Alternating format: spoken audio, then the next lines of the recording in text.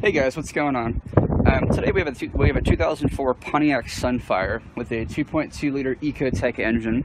Came in today with a check engine light, a flashing while driving check engine light, and the customer's complaint was they said it was really hard to get up to speed. They said that it had really poor gas mileage and the engine was running very, very rough. So we opened the hood, did a quick visual inspection. Checked all the vacuum lines, they were all okay. Went and sprayed brake cleaner and carburetor cleaner around all the intake ports, around the whole intake manifold right here. There were no leaks, that was fine. Checked fuel pressure, had fuel pressure at the Schrader valve right here. So you can just twist this cap off. And there's your Schrader valve for your fuel pressure, so you can hook your fuel pressure gauge up to that. And we still weren't getting anything, so went inside, plugged in the scan tool, and we got the lovely P0300 code, which is engine random misfire detected, which that code is set off when 2 or more cylinders is misfiring at one time. So we decided to dig a little bit deeper. Sometimes these cars, the catalytic converters get clogged. So if you come down here, normally there's a heat shield here. It's 3 13mm bolts. You can use a deep socket to get them off. And then it reveals this, and here's your upstream oxygen sensor. You can go ahead and remove that. And we removed that and ran the car, and it's still, the performance did not change. Now if you pull that oxygen sensor and the performance changes, chances are you probably have a plug catalytic converter. And I'll make another video on that, describing how to test catalytic converters in the future. But this one, my primary suspect was this ignition control module that lives right on top. So what you can do is there's 3 T15 Torx fasteners, 1, 2, and 3. You can go ahead and remove them, and then I will. Okay guys, so this is the old ignition module I'm going to use for testing purposes and demonstration. Now with this, there's one way I know how to test them, and it's very, very simple. You can do it at home with very, very basic tools, which is a simple test light.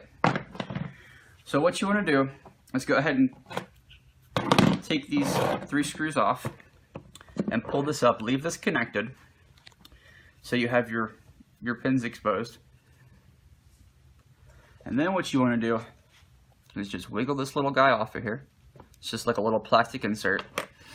And then now you see we have 3 pins right here and 1 pin right here. Huh? So now what we're going to do is, with this attached to the vehicle, still plugged into the electrical connector, this middle pin right here is your main power feed. So go ahead and hook your test light up and make sure to battery ground, and then touch it right here and make sure you have power coming into the unit and coming out of the unit. And then what you can do is, and that's with the key on. Then after that, these 2 pins that right here, these are the driver controller pins, I guess you could call them. I'm not really good with terminology. But these are what send signal to the 2 coil packs that live under that cover I was showing you. And this is a way to tell if there's any internal drivers that are bad in here. So you want to go ahead and switch it, hook your test light lead up to battery positive, and with the have someone go in the vehicle and crank it over. You're going to want to hold your test light on the pin right here, on that pin, and then that pin. Now while you're cranking the vehicle, these should be flashing, and that tells you that it's sending signal and the driver is working properly. If you touch them and they're not flashing, that means they're not sending signal down to fire the coils and to fire the plugs. And that means you have a bad driver inside this little guy. You can pick them up at the local parts store. They're not really too terribly expensive. And it's a really easy DIY job that you can do and save yourself some money. And another reason for making this video is, when I was working on this, I couldn't find any good wiring diagrams or diagnostic procedures for testing this specific unit. So that's why I'm making the video, so you guys at home won't have this issue and won't be scratching your head for a couple hours looking online trying to find diagrams that don't work. So anyway, guys, that's that. And like I said, if your test light isn't pulsing while you're cranking the engine over on these two pins, or one of the two pins, you have to have pulsation at both pins for all of the coils to completely fire. And if you only have it on one and not the other, this little baby's bad. You can go ahead and replace it and get back down the road. Alright guys, I hope you enjoyed the video. If you did, I'd ask you to subscribe, like, comment. It really helps out the channel. And keep tuned for some more videos. Thank you.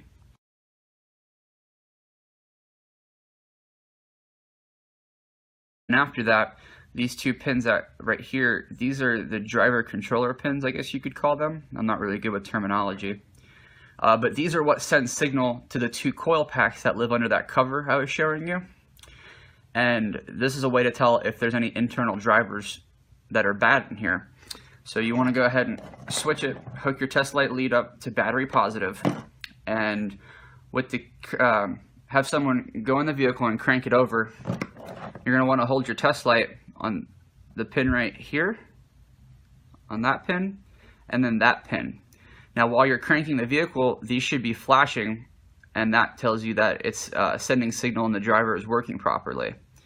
If you touch them and they're not flashing, that means they're not sending signal down to fire the coils and to fire the plugs.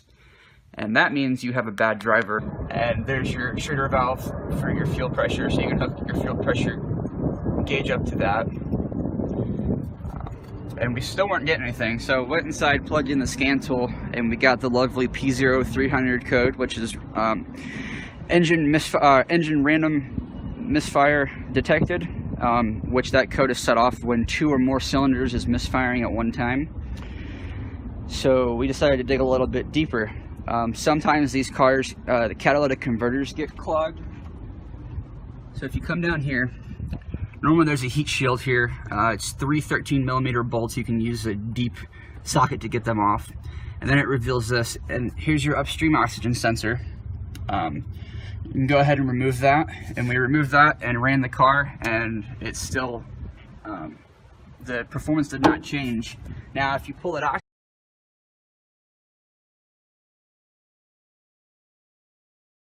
hey guys, what's going on?